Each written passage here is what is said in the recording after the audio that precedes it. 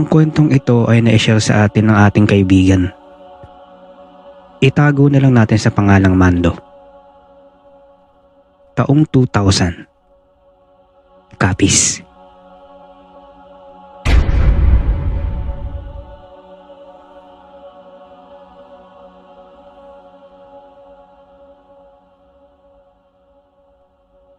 Magandang araw, Noctis. Nabalitaan ko na may bago kang channel kaya nais kong ma-share sa'yo itong experience ko nung kabataan ko. Alam mo, Noctis, may mga katahimikan na hindi nakaka-relax. Yung tipong sobrang tahimik na pati yung tibok ng puso mo parang tambol sa loob ng tenga mo. Ganyan yung naramdaman ko gabi-gabi. Simula nang mangyari yung aking experience dun sa bundok. May nakilala akong babae. Itago natin sa pangalang Elena. Akala ko talaga Noctis siya na. Sino ba naman ang hindi mahuhulog sa katulad niya? Alam mo, sa probinsya namin, para siyang perlas sa gitna ng mga putikan. Maputi, mabango. Alam mo, amoy isang pagita lagi na hinaluan ng bagong silab na kusot. Yung parang ganun ang amoy. Pero ngayon ko lang na-realize, yung amoy na yun ay hindi pala pabango. Amoy pala yun para pagtakpan ang isang bagay na nabubulok. Isang buwan kaming lihim na nagtatagpo. Tuwing Sabado, pag uwi ko galing sa syudad, diretso na ako sa kanila. Lagi siyang may dalang bibingka. Mainit-init pa ito.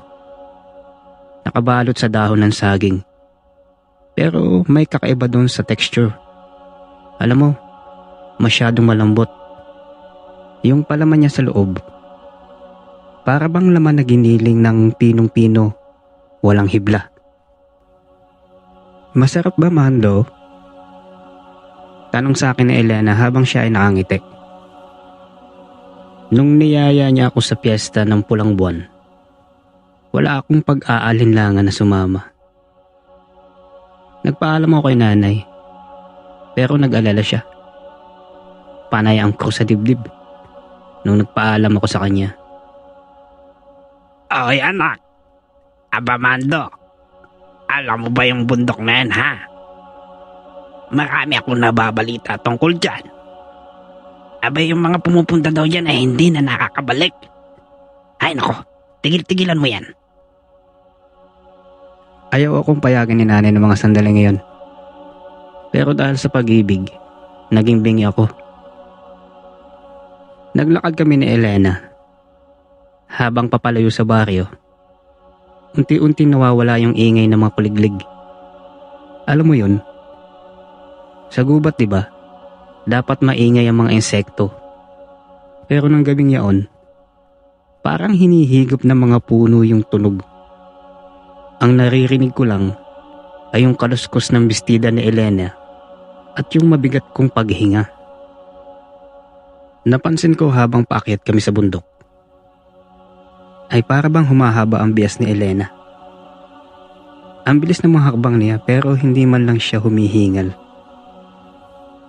Malapit na ba tayo? Tanong ko kay Elena. Huminto siya at lumingon siya sa akin. At doon ko nakita sa ilalim ng mapupulang buwan yung mga ngiti niya. Alam mo, Noctis, yung tipong umaabot hanggang tenga. At yung mga ngipin niya, parang bahagyang tumulis kaysa nung huli kaming nagkita sa liwanag. Pagdating namin doon sa lugar, ay doon na tumindig ang aking mga balahibo. Walang mga banda, walang nagtatawanan at nagiinuman. Tapos may mga aninong nakapaligid sa apoy. Hindi sila sumasayaw.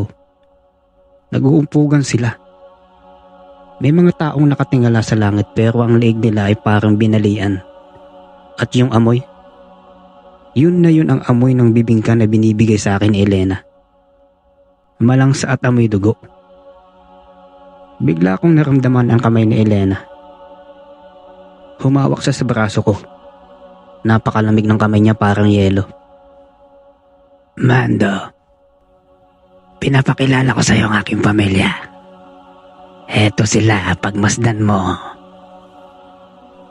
Bulong ni Elena sa akin.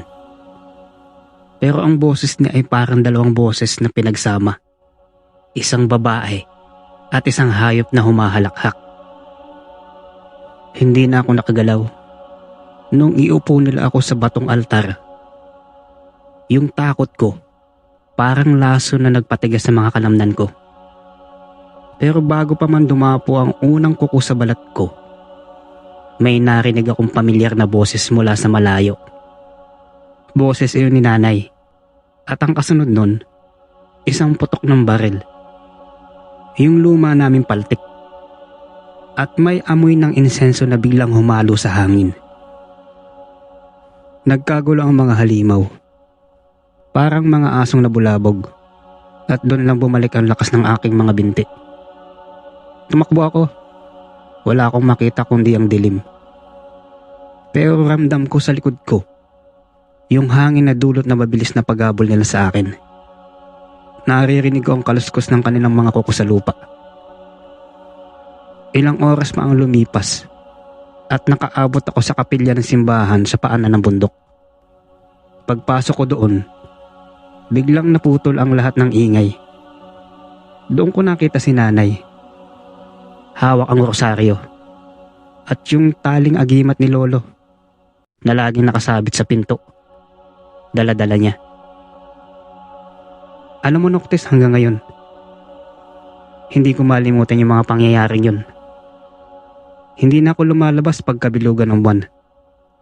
At yung bibingka. Kahit yung amoy lang nun, nasusuka na ako. Kasi alam ko, sa likod ng tamis na yun, may nakatagong lasa ng dugo. At alam ko rin, hanggang ngayon, naghihintay pa rin si Elena sa bintana. Bit-bit ang kakanina gawa sa laman ng mga tao. Nakatulad kong nabulag ng pag-ibig.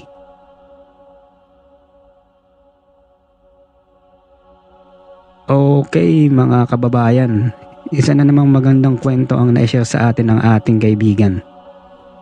So ang aral sa kwento, makinig lagi sa payo ng magulang dahil hindi ikasasama ng anak ang pakikinig sa lahat ng ipinapayo ng ating mga magulang. Yun lang po. Huwag niyo pong kalimutang mag-subscribe sa aking channel, i-click yung like at pag-comment na dun po kayo. Ano ba ang komento nyo dito sa kwentong ito? Magandang araw po sa lahat. Saman po kayo sulong naroon. Ako po si Noctis PH. God bless and goodbye.